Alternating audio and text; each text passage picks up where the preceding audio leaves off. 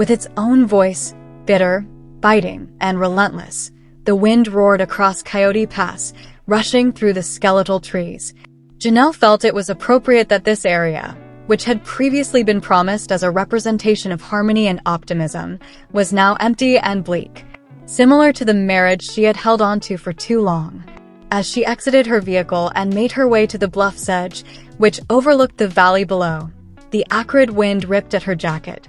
As far as she could see, the snow-covered ground was unclaimed and pristine. She found the kind of clarity that only comes after years of emotional deterioration in that silence. The cold no longer bothered her as she stood quietly with her hands stuffed deep in her pockets. "This was supposed to be ours," she muttered, her breath hazy in the air. However, it was never. Not at all. No, not after Robin. Janelle recalled the moment she saw the change. It was subtle, a brief moment that was simple to ignore. They were all gathered for a family meal, with spouses sharing cooking ideas and anecdotes, children running around, and laughter resonating off the walls.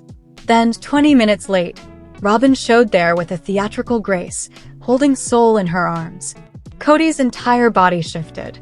When Robin entered, he stood, adjusted his collar, and turned toward her with the kind of respect typically reserved for royalty. He had been leaning toward Christine during a chat about teaching the younger children.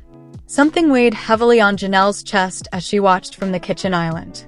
Christine also observed Robin's slight head tilt and her voice quivering with pretended vulnerability as she remarked, "With all the tension lately, I just didn't know if I should even come tonight." Before she stated it, there had not been any tension. Cody felt tense all of a sudden, though. Defensive, demanding to understand what had caused Robin to feel uncomfortable. Dinner became cold in an instant. It became into a pattern after that. Robin would weep. Cody would be furious. Mary, Christine, and Janelle were left to pick up the pieces of their emotions. Sitting at the kitchen table in her small rental, Janelle looked through old journals she had used to organize their move to Coyote Pass. Schematics, sheets of the budget, licenses. Her handwriting was neat. It was devastating because she had once thought it existed, not because everything had crumbled. Her cell rang. Gabriel texted, "Mom, stop worrying about him. He's made up his mind. You ought to as well." She hadn't allowed herself to feel that way in weeks until her son's remarks hit her. She'd been quiet for too long. The world witnessed Cody's outbursts, tantrums, and yelling altercations with Christine, as well as his patronizing demeanor toward Mary and his public distance from Janelle. The architect behind the throne, however, was something that none of them saw. Robin. Her tears weren't the only ones. She perfected more than simply the victim story. It was the way she poisonously whispered her anxieties into Cody's ear. "You're not respected by her. Your leadership is not supported by them. They always bring drama, but all I want is peace." Janelle had listened to everything. After family gatherings, she had seen Robin draw Cody away. After their private conversations behind closed doors, Cody returned with rage in his eyes. Everything had been sped up by the pandemic. Cody grew more hyper-controlling and paranoid. He established unachievable family rules. No socializing, no traveling, and no exceptions. Janelle, who worked outside the home and had college-age children, was instructed to make a decision. Standing icily on her doorstep with his arms folded, Cody stated, "I'm not asking you to isolate. If you don't, you're choosing them over me." She stared at him in disbelief. "They are our kids. Do you believe Robin isn't making sacrifices?" he yelled. "It's been months since she left the house. She is acting in the family's best interests. No, she did it to get control." Because Robin drew Cody further into her bubble each time she isolated. Avoid any distractions. No voices of opposition. No spouses reminding him of unmet commitments. Janelle had made an effort to think. Had attempted to explain to their sons the harm he was causing. Garrison had turned inward. During a phone call, Gabriel had sobbed and said he felt like a stranger in his own father's eyes. Cody didn't care though. Not at all. Because everything had been reframed by Robin. To be loyal means to obey. To be respected was to submit. To do otherwise was betrayal. Janelle finished. "I'm done acting." Her world was silently leaking behind the scenes, and she was tired of smiling for the cameras. Cody danced to Robin's music once she finished letting her play the strings. Not to post, she grabbed her phone and pressed record. Not quite yet. Merely to talk. For the first time to speak it aloud. With a firm voice, she stated, "Cody's meltdowns, they're not random. They have nothing to do with the land, the pandemic, or even the dissolution of the family. They have to do with power, concerning dread, and about Robin's gradual and covert ascent to the top of his universe." The tightness in her throat tightened as she swallowed. She keeps him apart. Portrays herself as the only person who can relate to him. And each time he questions it, she breaks down in tears and expresses to him how painful it is to be questioned. He then folds. Each and every time. Then he becomes angry because of that hurt. He then dumps it on the others. Despite her eyes filling, she continued, "I wanted to think he was still inside, so I stayed. The Cody I wed. The man who valued my freedom and used to joke with me. However, that man is no longer there." Furthermore, Robin deconstructed him and rebuilt him in her image rather than only replacing him. The altercation had taken place in silence. No cameras. Not a script. The kitchen of Robin's house, which they all paid for, was empty except for her and Robin. This was Cody's house. Janelle leaned on the counter and said simply, "I know what you're doing, and I believe it's time for you to quit acting like that." Robin looked up, blinking naively from her tea. "I don't get it." "You do," Janelle replied. "You've cut him off. Turned your tears into a weapon. Changed the story such that Christine, Mary, and I are perceived by Cody as dangers to your tranquility. You forced us to pass a test of allegiance that we weren't supposed to." Robin's eyes immediately filled with tears. "All I've done is love him." Janelle's voice rose as she answered, "And that love came with strings so tight they choked the rest of us. You are not a helpless victim. As a strategist, you are. And I've finished playing." Robin jerked to her feet. "This is unfair," Janelle yelled. "No. Watching my kids cry because their father believes their existence is a betrayal is unfair. Being told that I failed as a wife because I refused to kneel is unfair." After then, there was a cruel quiet. Robin didn't cry. She remained silent, since she had been spotted. Of course. At last, Janelle had an interview later that week. A candid, unscripted conversation with her own adult children, rather than one with producers and dim lighting. Gabriel, Garrison, Madison, Hunter. They were all scarred. Then they started talking. Madison bent over. He had rules all the time. But after Robin, they became darker. The family was no longer the focus. It turned into a matter of control. Hunter gave a nod, and she whispered in his ear all the time, "I hold her accountable for enough, but not for everything." Gabriel, who's usually the quiet one, turned to face the camera. "I disrespected him," he claimed. "I only asked him why he hadn't called me on my birthday, though. Since then, he has not called." Tears trickled down Janelle's cheek. "You were worthy of better. You all." The music was not dramatic. No last surprise. Just the facts. Discovered. Uncooked. Unfiltered. And there was healing in that truth. Not for Cody. Not for Robin. However, for them. That April, Janelle made her final trip back to Coyote Pass. Despite everything, the obstinate little wildflowers had begun to sprout among the rocks.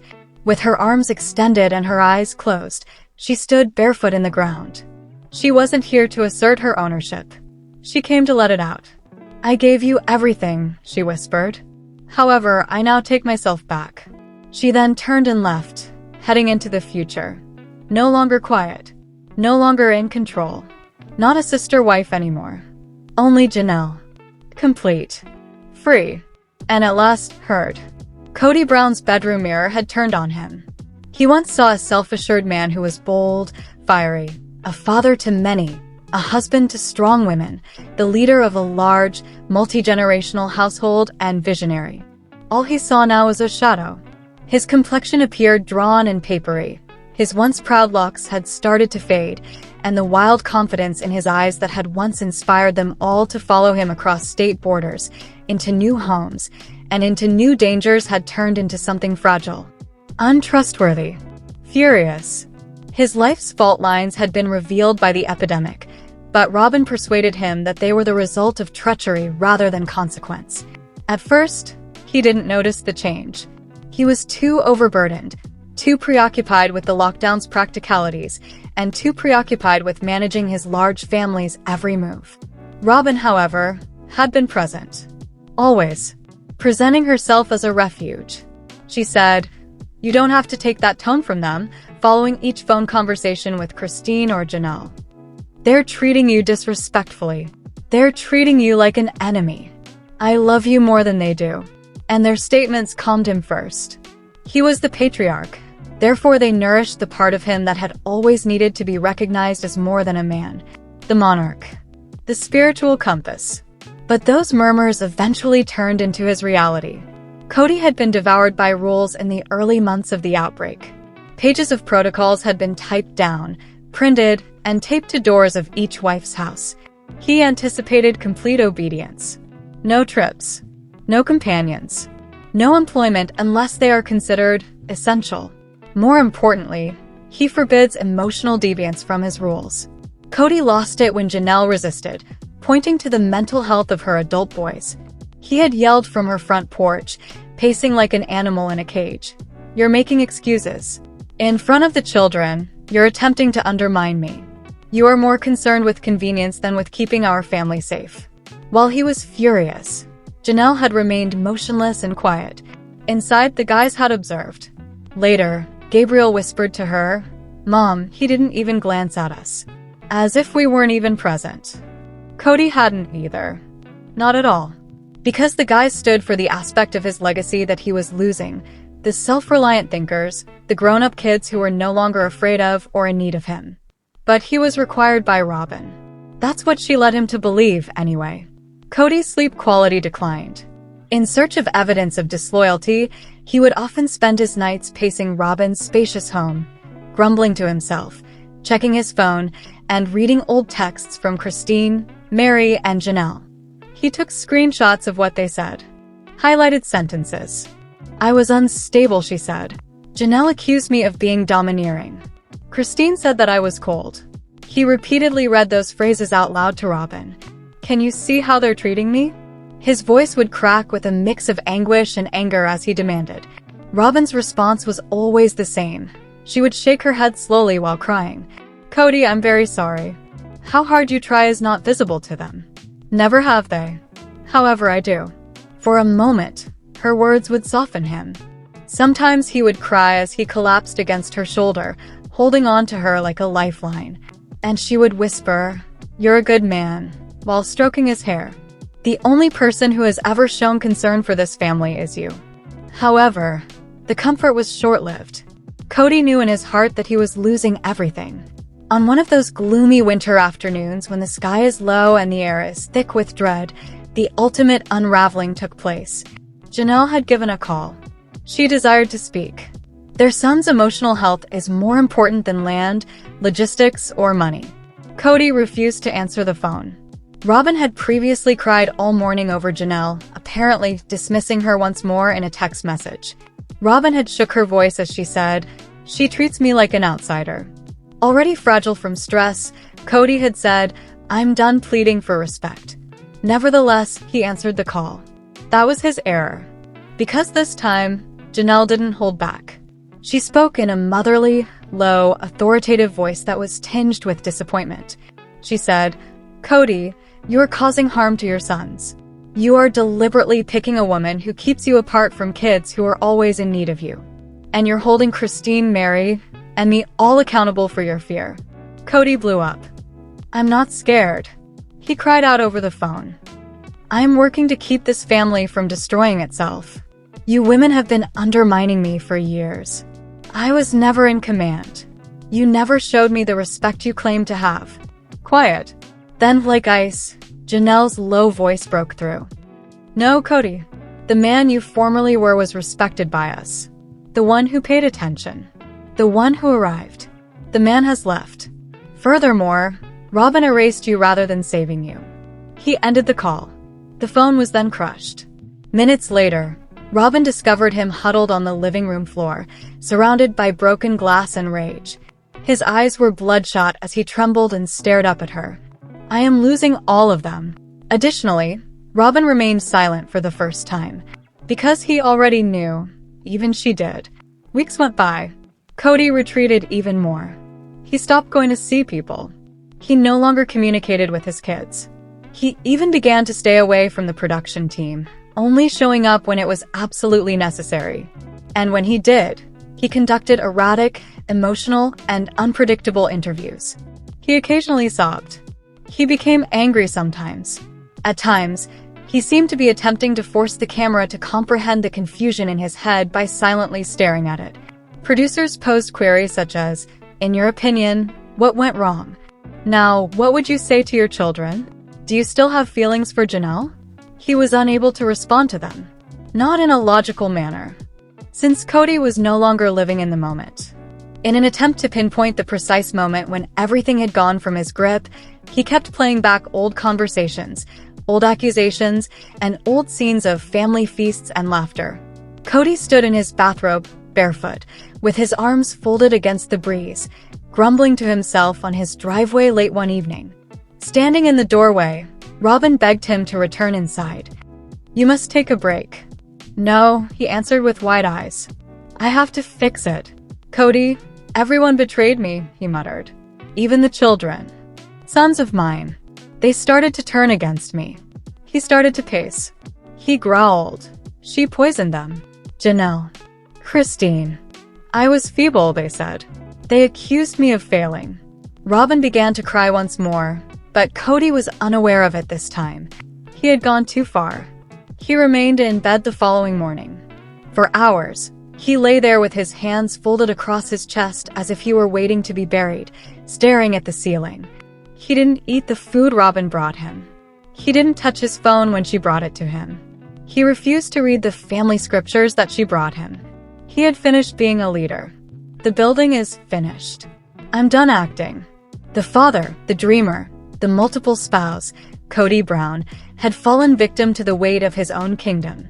He exchanged control, manipulation, and the approval of one lady for an empire that he allowed to crumble piece by piece. And there's more. Hey, hello, everybody. Welcome back to my channel, TLC Flicks. Make sure to give this video a thumbs up.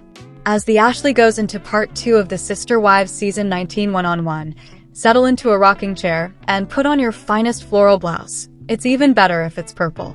Similar to Mary, Janelle, and Christine's respective unions with Cody, part 2 of a Sister Wives Season 19 one-on-one is far too long. It begins with host Suki Krishnan asking Janelle and Christine individually to explain why Cody is viewed as a failure for destroying 3 of his 4 marriages in less than 2 years. Janelle takes the high road and argues that Cody is a failure because he was unable to love all of his wives in a relatively same manner, even though we personally think that Cody is a failure for many reasons. Christine asserts that Cody has persisted in assigning responsibility to his ex-partners. In addition, Christine doesn't think Cody will ever own up to his role in helping his wives leave Dodge Flagstaff and preserve their marriages. After referring to Janelle as Cody's sacred cow earlier in the season, Suki asks Robin, Cody's sole surviving wife, if she liked her. Robin tries her best to seem unconcerned. Robin then makes her first of numerous "I don't know" statements during the one-on-one, starting with her not knowing if Cody is biased against her.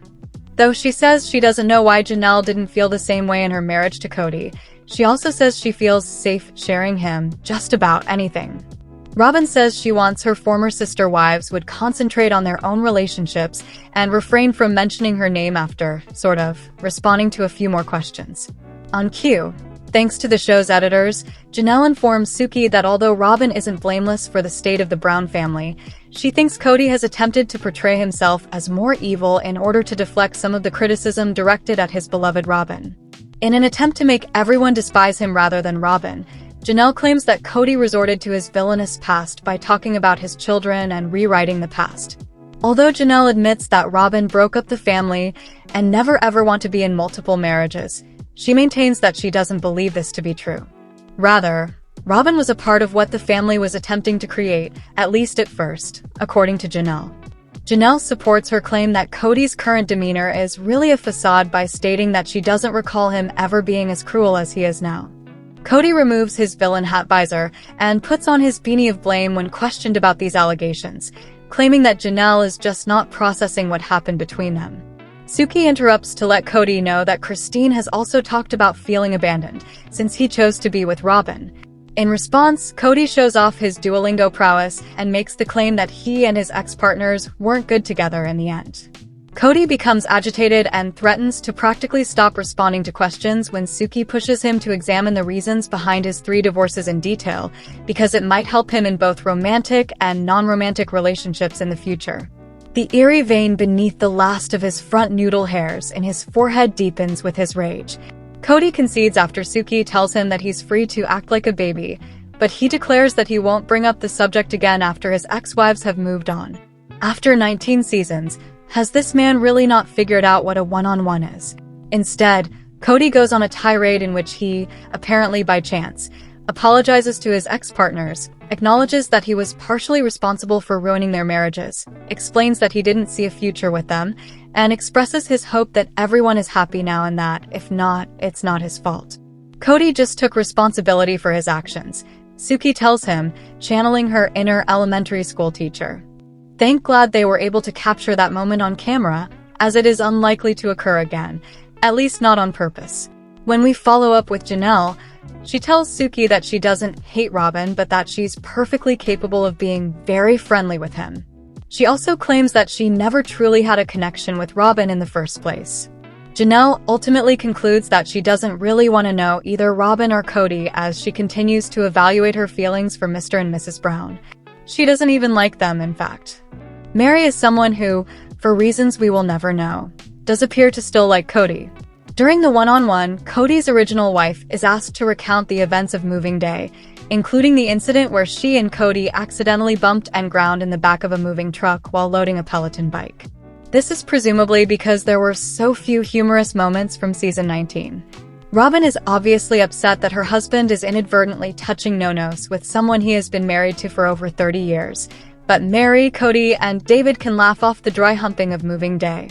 The sole physical interaction that Cody and Mary have had in the past 15 years or so is laughed off, and they later admit that it was inappropriate because they were not married at the time. Christine, meanwhile, chastises Cody for asserting that his interaction with Mary was sexual in nature and for being disrespectful to Robin. Robin responds with yet another "I don't know" when questioned if the incident did offend her. Robin claims that she is aware that Cody's apparent favorable assessment of Mary on moving day was there from the beginning, and that it supports the idea that the original couple may have reconciled. Yes, Jan robs. Christine disagrees, claiming that Cody's use of the terms favorite ex-wife and the old Mary on moving day was insulting, tacky, and extremely unpleasant. Mary tells Suki she loves the title and is just thrilled to be on good terms with her former spouse at last, but Christine and David criticize Cody for naming her his favorite ex-wife. Mary tells Suki that he was married to that version of Mary all along and that he missed out because he wasn't present to experience it. Mary also says that her feelings today are unaffected by Cody's kind words and that she is still content with her choice to receive a spiritual release. While bringing up the catfishing incident, Janelle informs Suki that Cody enjoys pointing out Mary's loyalty as a wife. According to Janelle, this is yet another instance of Cody coming up with justifications for his actions.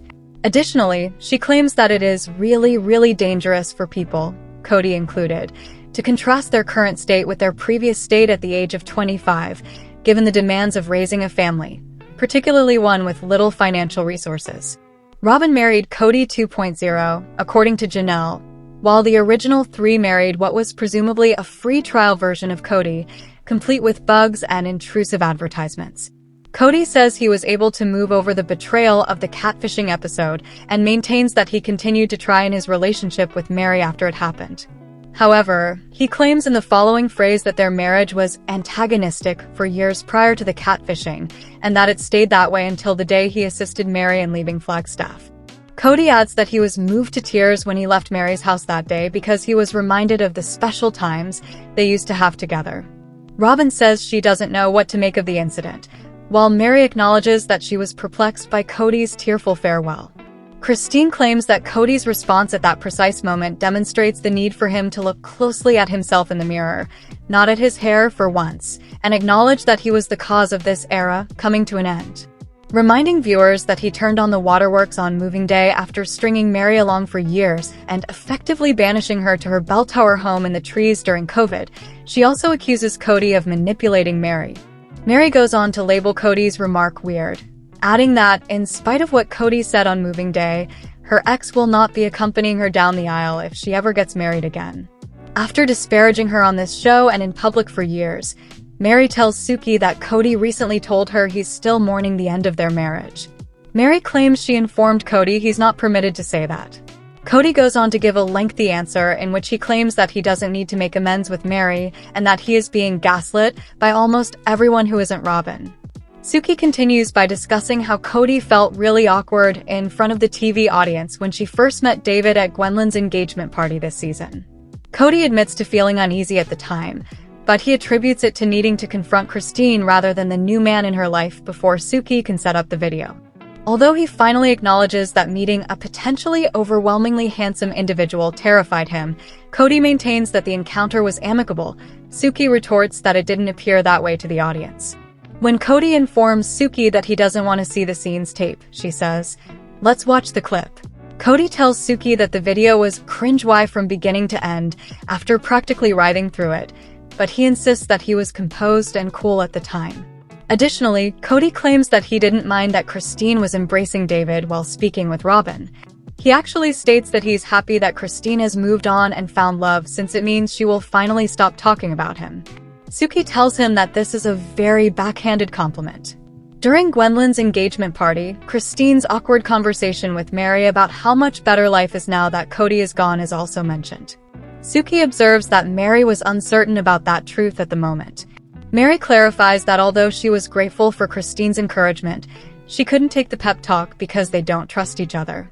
Mary claims that while she isn't ruling out the possibility of being friends with Christine and probably Janelle in the future, it would be sad if they had to leave Cody in order to get there.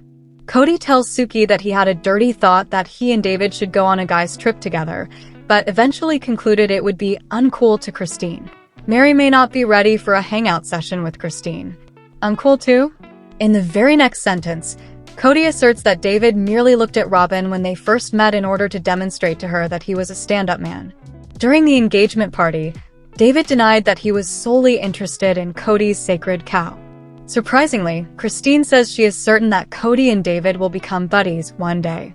David agrees, stating that he is amenable to the trip that Cody proposed, provided certain conditions are met beforehand.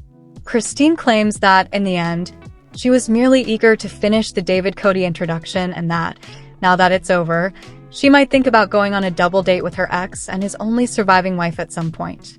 Christine argues that she's sacrificed everything to her family and her marriage to Cody, and that it is intolerable for him to continue claiming otherwise.